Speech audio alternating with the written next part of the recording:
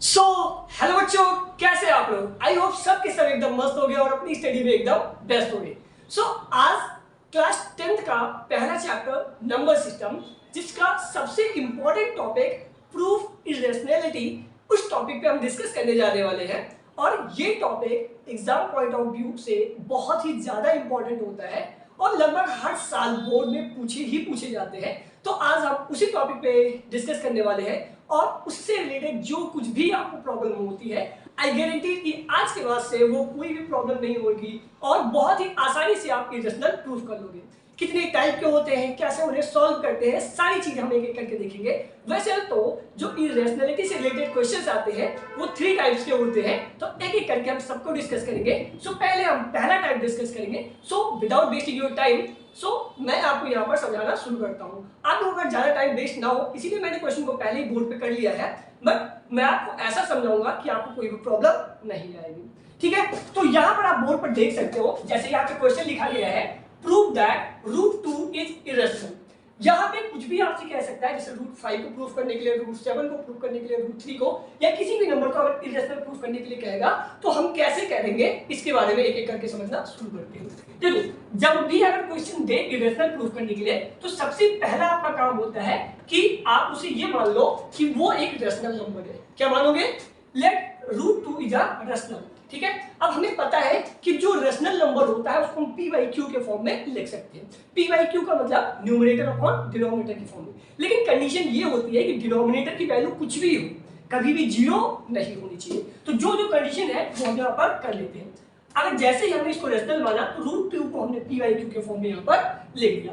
अब कंडीशन मैंने क्या बताया कि q की वैल्यू कुछ भी हो सकती है लेकिन 0 के बराबर नहीं होनी चाहिए, तो यहाँ पर हमने शो कर दिया। एंड p और q दोनों कैसे नंबर्स होने चाहिए? ये दोनों ही एक को प्राइम नंबर होना चाहिए। अब को प्राइम का क्या मतलब होता है? को प्राइम मतलब ऐसे नंबर्स जिनका अगर प्राइम फैक्टराइजेशन करो तो उसमें केवल 1 कॉमन मिले, इसके अलावा कुछ भी कॉमन ना मिले, ऐसे नंबर्स हमारे को प्राइम नंबर्स होते हैं। ठीक है, अब यहाँ पे समझते हैं। जैसे ही यहाँ पर हमने किया तो आगे आपको क्या करना है कि नाउ स्क्वायरिंग बोथ साइड। अब हम क्या करेंगे, जो ऊपर दिया गया है इनके दोनों साइड में स्क्वायर करेंगे। जैसे ही यहाँ पर आप स्क्वायर करोगे आपको क्या देखने के लिए मिलेगा कि √2 का यहाँ पे स्क्वायर हो जाएगा और p/q का इधर स्क्वायर हो जाएगा। अब √2 का स्क्वायर करने पे क्या होगा? √2 × √2, यानी हम जब भी अंडर रूट पे लिखी किसी भी चीज का अगर स्क्वायर करते हैं तो रूट हट जाता है, जो अंदर में नंबर आएगा बस वही आ जाएगा। तो यहाँ से आ जाएगा हमारा √2 का स्क्वायर करने पे 2, और यहाँ से करोगे तो ये आ जाएगा हमारा p का स्क्वायर और अपॉन में q का स्क्वायर। ठीक है, अब यहाँ पे क्या किया गया है, q को इधर, ठीक है, इक्वल के इस साइड में और 2 को इक्वल के इस साइड में भेज दिया गया है। जैसे यहाँ से भेजोगे तो ये क्या आ जाएगा, q² = p² अपॉन में 2। सीधा से कहे तो यहाँ पर क्या हुआ था, क्रॉस मल्टीप्लिकेशन जैसे आप करते हो उसी तरीके से हुआ था, बस वैल्यू को क्या किया गया, इंटरचेंज कर दिया गया है। ठीक है, अब यहाँ से हमें क्या मिल गया, q² = p² अपॉन में 2, जिसको हमने क्या कर दिया, इक्वेशन 1 नाम दे दिया। ठीक है, अब यहाँ से ध्यान से समझना, जब आप इस चैप्टर पे स्टार्ट करते हो पढ़ना तो वहां पर एक थ्योरम दी गई है। थ्योरम ये कहती है कि अगर कोई भी नंबर दिया गया है, ठीक है, अगर उसका नंबर उस नंबर से डिविजिबल हो रहा है तो वो नंबर भी डिविजिबल हो जाएगा। कैसे, ये समझना। मैं यहाँ पर एक एग्जांपल से आपको समझा देता हूँ, जैसे समझिएगा। यहाँ पे मान लो 4 का स्क्वायर दिया गया है और ये क्या है, 2 से डिविजिबल है। ठीक है, अगर 4 का स्क्वायर 2 से डिविजिबल है तो ये जो 4 होगा वो भी क्या होगा, 2 से डिविजिबल होगा। तो यही ये थ्योरम कहती है। ठीक है, तो यहाँ पर क्या है कि इफ 2 डिविजिबल 2 डिवाइड्स p², अगर p² को 2 डिवाइड करना है तो p को भी क्या करेगा, 2 डिवाइड करेगा। ठीक है, जैसे अभी यहाँ पर हमने एक एग्जांपल की हेल्प से समझा था। अब अगर p को क्या करें, 2 डिवाइड करेगा, हमें भी पता है अगर हम किसी भी नंबर को किसी भी नंबर से डिवाइड करते हैं तो हमें कुछ ना कुछ रिजल्ट मिलता है। ठीक है, अब यहाँ पर ध्यान से समझना मैं क्या समझाने वाला हूँ। जैसे ही यहाँ पर मैं p को 2 से डिवाइड करूंगा, क्या ये कोई नंबर है, कोई ना कोई तो नंबर होगा, हमें तो नहीं पता है। तो नहीं पता है तो हमने क्या माना कि डिवाइड करने पे यहाँ पे कोई ना कोई नंबर आया है, ऐसा हमने मान लिया। तो वो हमने क्या माना कि x मान लिया है कि p को जब हमने 2 से डिवाइड किया तो क्या आ गया, x आ गया। ठीक है, आगे यहाँ से समझते हैं क्या दे रखा है। यहाँ आप देखोगे तो अब यहाँ से क्या हो जाएगा हमारा कि क्रॉस मल्टीप्लाई कर देंगे। क्या कर देंगे, क्रॉस मल्टीप्लाई। जैसे ही आपने यहाँ से क्रॉस मल्टीप्लाई किया तो क्या हो जाएगा, p = 2x। यहाँ से हमें p की वैल्यू मिल गई। अब इसको उठा के हम इक्वेशन 1 में रख देंगे। अब जैसे ही आप यहाँ से इक्वेशन 1 में रखोगे, यहाँ से ये क्यू स्क्वायर का क्यू स्क्वायर हो जाएगा, पी की जगह पे हमने 2x रखा, उसका होल स्क्वायर किया और अपॉन में क्या हो जाएगा 2 हो जाएगा। ठीक है, अब हमें पता है कि 2 का स्क्वायर करने पे कितना आता है 4 आता है, और x का स्क्वायर करके कितना हो जाएगा x स्क्वायर हो जाएगा। ठीक है, अब यहाँ अगर देखोगे तो क्या हो जाएगा 2 1 जा 2 और 2 2 जा 4।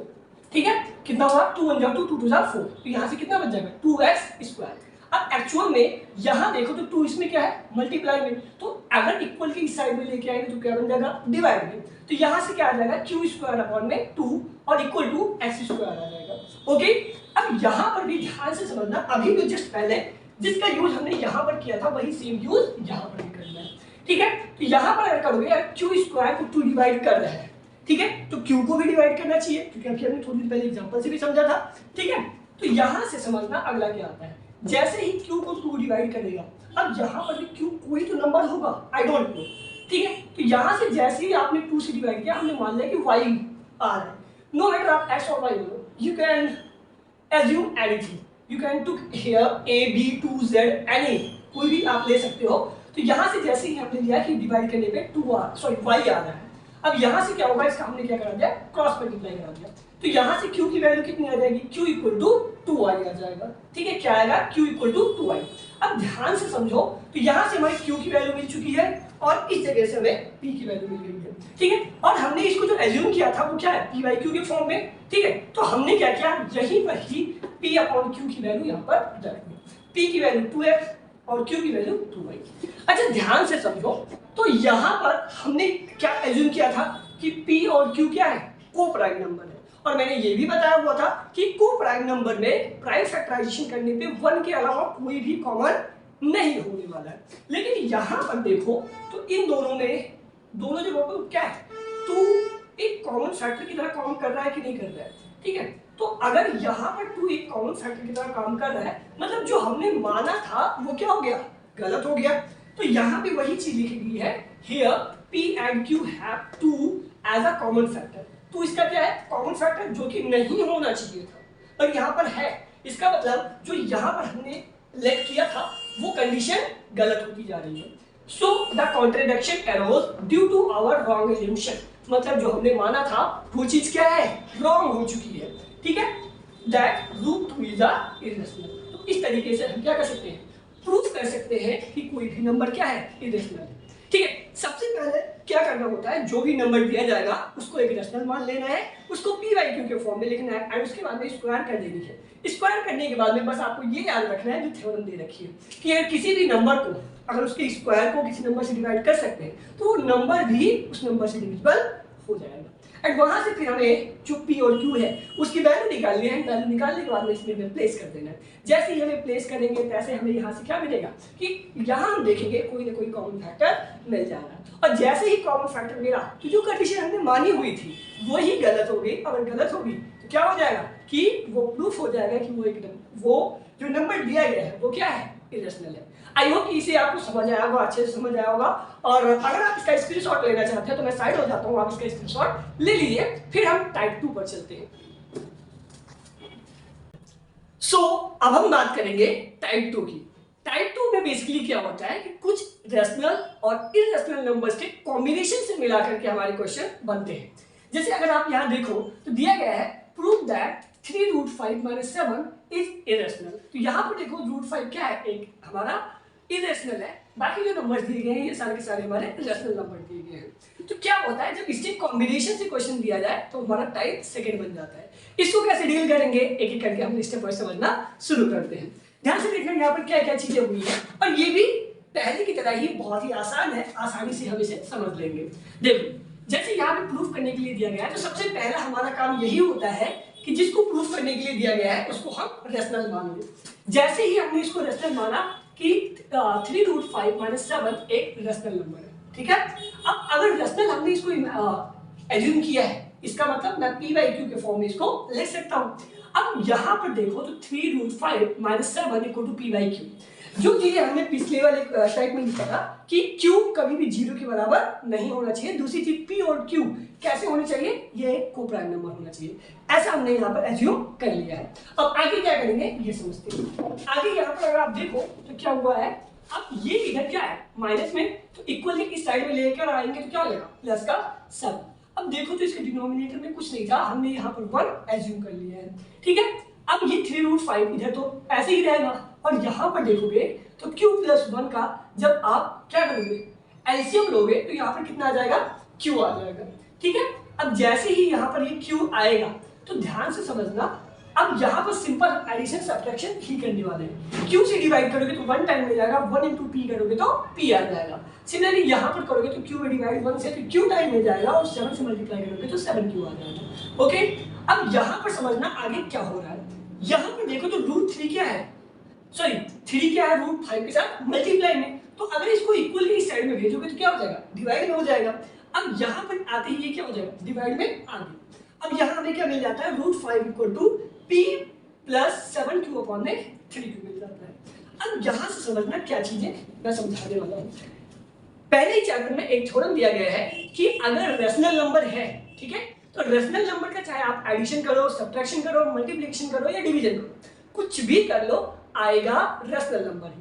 और अगर आप इरेशनल का करते हो तो उस कंडीशन पे हमेशा इरेशनल ही आने वाला है, कभी रेशनल नहीं मिलेगा, ठीक है। तो उसी ही कॉन्सेप्ट पर यहाँ पर ये चीज समझाया गया है कि here p plus 7q upon 3q is a rational number. ये हमारा क्या है एक rational number, and √3 is also rational, ये हमने माना हुआ है, but we know that √3 is a irrational. लेकिन हमें पता है कि √3 क्या हमारा रेशनल होगा, नहीं, वो क्या है एक इरेशनल है, ठीक है। तो यहाँ पर एक कॉन्ट्रडिक्शन एडोज होगा शुरू हो चुका है। अब आगे समझते हैं। अब ध्यान से समझो कि इस साइड में यहाँ पे जो LHS साइड है वो क्या दे रखा है इरेशनल, सॉरी यहाँ पर आप एक करेक्ट कर लेना, यहाँ √3 नहीं √5 आएगा, ठीक है। यहाँ पर मैं करेक्ट कर देता हूँ, ये √5 आ जाएगा। तो यहाँ पर देखोगे ये √5 दे रखा है, √5 कैसा है इरेशनल, और इधर जो नंबर दिया गया है वो कैसा है रेशनल। एक बात बताओ, क्या कभी रेशनल नंबर और इरेशनल नंबर इक्वल हो सकते हैं? नहीं हो सकते। अगर नहीं हो सकते हैं तो क्या यहाँ पे मैं इसको क्या कर देता हूँ इज नॉट इक्वल कर देता हूँ। अब जैसे यहाँ से मैंने किया तो ये क्या हुआ, so here a contradiction has arisen, ठीक है, because of our wrong assumption. तो यहाँ पे ऐसा क्यों हुआ है, क्योंकि हमने जो एजम्पशन लिया हुआ था कि जो ये नंबर दिया गया है ये कैसा है एक रेशनल नंबर है, लेकिन ऐसा यहाँ पर कुछ देखने के लिए नहीं मिला। और ऐसा क्यों हुआ, क्योंकि हमने यहाँ पर रॉन्ग एजम्पशन लिया था, और इसी चीज के चलते यहाँ पर क्या हो जाएगा कि 3√5 - 7 एक इरेशनल नंबर प्रूव हो जाएगा, ठीक है। तो सिंपल से स्टेप होंगे, कुछ नहीं, बस केवल उनको पहले रिप्रेजेंट करा दो कि वो एक रेशनल नंबर है, एंड यहाँ से सिंपल कैलकुलेशन जो भी होता है वो कर दो। बस ये ध्यान देना कि अगर यहाँ पर एडिशन सब्ट्रैक्शन जो होगा उसको ले जाके पहले उसको सॉल्व कर लेना, एंड रूट के साथ जो भी होगा अगर मल्टीप्लाई में कुछ भी चीजें दे रखी होगी तो उसको सबसे बाद में लेके जाना है। बस इतनी सी ध्यान देना कैलकुलेशन में, बाकी कोई दिक्कत नहीं होगी। अच्छा, इस टाइप के क्वेश्चन कुछ इस तरीके से भी बन सकते हैं। कैसे, मान लो मैंने यहाँ पे लिख दिया 5√7, क्या लिखा मैंने 5√7, ठीक है, और इसको कहते हैं प्रूफ करने के लिए, तो ये भी सेकंड टाइप ही है, या ऐसे करके कह सकता है कि 5√7 और प्लस में 8, यानी जो इनका रिलेशन है वो एडिशन के साथ में दे सकता है, ठीक है, सब्ट्रैक्शन के साथ या मल्टीप्लिकेशन के साथ करके दे सकता है। सो आई होप ये टाइप 2 भी आपको अच्छे से क्लियर हुआ होगा, तो आप इसका स्क्रीनशॉट ले लीजिए, फिर उसके बाद में हम टाइप 3 पर चलते हैं। सो अब हम बात करते हैं टाइप 3 की। अब टाइप 3 में क्या होता है कि यहाँ पर जो भी क्वेश्चन दिया जाएगा वो इरेशनल नंबर के ही कॉम्बिनेशन से दिया जाता है। जैसे टाइप 2 में हमने देखा था दोनों के कॉम्बिनेशन से दिया जाता था, लेकिन यहाँ पे प्रॉपर इरेशनल के कॉम्बिनेशन से ही लगभग दिए जाते हैं। ये कभी कभी हम रेशनल नंबर का भी यूज कर लेते हैं। कैसे करेंगे इसे समझते हैं ध्यान से। देखो, जैसे यहाँ पे क्वेश्चन दिया गया है, प्रूव दैट √5 - √7 इज इरेशनल। अब इसको कैसे करेंगे, तो यहाँ पर हमने लिखा हुआ है और एक एक करके स्टेप से वाइज हम आपको समझाना शुरू करते हैं। ध्यान से समझना यहाँ पर कैसे करेंगे। सबसे पहला काम वही जैसे अब तक के क्वेश्चन में हम करते आएंगे। सबसे पहला काम यही करना है कि हमें ये इमेजिन कर लेना है, ये एज्यूम कर लेना है कि जो नंबर दिया गया है ये क्या है, ये है ये हमारा एक रेशनल नंबर है। अब अगर रेशनल नंबर हुआ तो हम उसको p/q के फॉर्म में लिख सकते हैं। ध्यान से समझना, हमने ये माना कि ये एक रेशनल नंबर है जिसको हमने p/q के फॉर्म में लिख दिया, जहां पर q जो होगा इज नॉट इक्वल टू 0 होगा एंड p और q आर को प्राइम नंबर, मुझे लगता है को प्राइम समझ गया होगा, जिसमें केवल और केवल 1 एज अ कॉमन फैक्टर मिलता है, वो को प्राइम होता है। इतना करने के बाद में अब देखो यहाँ पे जैसे ही आपने लिखा, ठीक है, अब यहाँ देखो क्या मैं इनमें कुछ कर सकता हूँ? नहीं कर सकता हूँ, क्योंकि ये ऑलरेडी सब किस में है, सब इंटरनल में ही है, तो हमें इसको कुछ ना कुछ करना पड़ेगा। करने के लिए हम क्या करते हैं, इसके दोनों साइड हम स्क्वायर कर देते हैं। क्या हो जाएगा, स्क्वायरिंग बोथ साइड। अब यहाँ पर करोगे तो क्या हो जाएगा, √5 माइनस √7 का whole square equal to p upon q का होल स्क्वायर। ठीक है, अब यहाँ देखो जो a माइनस b का होल स्क्वायर बन रहा है, क्या बन रहा है, a माइनस b का होल स्क्वायर। और हमें पता है कि a माइनस b का होल स्क्वायर क्या होता है, a square plus b square minus में 2ab, क्या होता है, a square plus b square minus में 2ab इक्वल टू, फिर यहाँ पर करोगे तो p स्क्वायर अपॉन में q स्क्वायर आ जाएगा। ओके, अब यहाँ पर देखो मैंने पहले भी बताया था कि अगर अंडर रूट पे कोई चीज दे रखी हो और उसका स्क्वायर करो तो जो अंडर रूट पे होता है बस वही बाहर आ जाता है। सेम यहाँ पर भी करोगे तो इसका 7 और इसका 5 आ गया। अब यहाँ पर देखो तो ये क्या हो जाएगा 2, और अंडर रूट पे जो भी नंबर्स होते हैं उनका हम क्या कर देते हैं, मल्टीप्लाई करा देते हैं, तो 5 से बन जाए कितना हो जाएगा, 35 हो जाएगा, और 2 बाहर है तो बाहर ही रहेगा। अब ये देखो जो 5 और 7 को ऐड करोगे कितना हो जाएगा 12, और यहाँ पे माइनस में 2 अंडर रूट 35।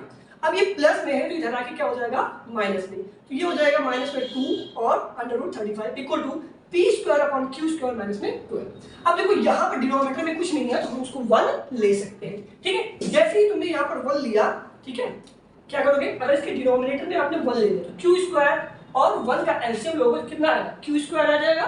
ठीक है, और q स्क्वायर को q स्क्वायर से डिवाइड करोगे तो 1 आएगा, और 1 को फिर p स्क्वायर से मल्टीप्लाई करोगे कितना आ जाएगा, p स्क्वायर। सिमिलर यहाँ पर भी वही किया गया, तो करने के बाद में कितना आ जाएगा, 12q स्क्वायर आ जाएगा।